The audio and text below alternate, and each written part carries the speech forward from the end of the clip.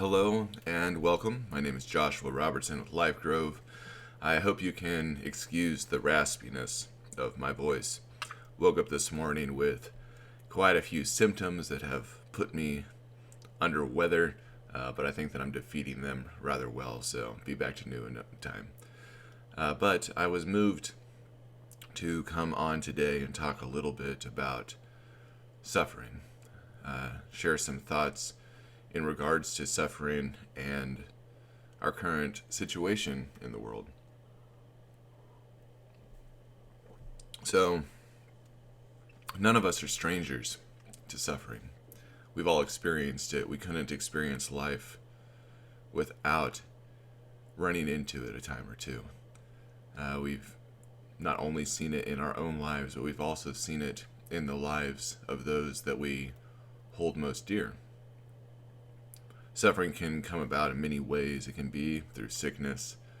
It can be through abusive relationships or otherwise unhealthy relationships. We may even see it in neglectful situations where there are those that go without food or shelter or other basic needs, even in times where compassion seems to be failing and people are in isolation and pulling away from one another, and we see those darker elements of what it means to be human coming out. We see others that suffer as a result of that. And all of us probably respond to our suffering in a different way. Suffering has a tendency to walk hand in hand with pain, and we don't like pain. It's not a pleasant experience, obviously. And so we do a number of different things to try to escape the suffering that we are experiencing. Though if I were to narrow it down, I think that most of us try to escape suffering through some means of consumption. Consumption can be watching television, being on our phones, playing a game. It could be isolating ourselves from others intentionally, not having any type of a contact. It could be through eating or some other type of activity that draws us away from the present moment. And in that, consumption can also be a consumption of our thoughts, either fleeing to the past or looking to the present so that we don't have to be here in the present moment, so we don't have to experience what it is that's going on around us.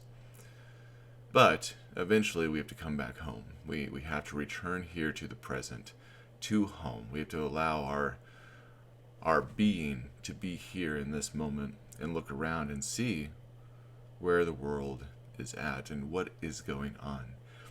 And there's quite a bit going on right now. There's people that are afraid. There's people that are acting out of this mentality of just consuming everything that they can. There's greed that's taking place. There's all the things that we see every day from humans, just on maybe a larger scale. And maybe there's kind of a microscope on it, because when we are all isolated and pulled away due to this coronavirus or COVID-19 that's breaking out, we have a tendency to look at the rest of the world underneath the microscope. And it makes sometimes issues seem more dire than they really are. Not to say that what's going on isn't a dire situation, not at all. But it does mean that we need to take a realistic look. We need to be present in what's going on. And we need to have the right mindset in stepping into the present moment. Even as painful as it may be to look at the suffering that's occurring right now, we need to be in the present moment and have the right mindset in being there. And so what I would offer to you is a couple pieces of advice for how to go about your day in terms of stepping into the fire of suffering, being here, being present, and being resilient to allowing it to rub off on you and your attitude.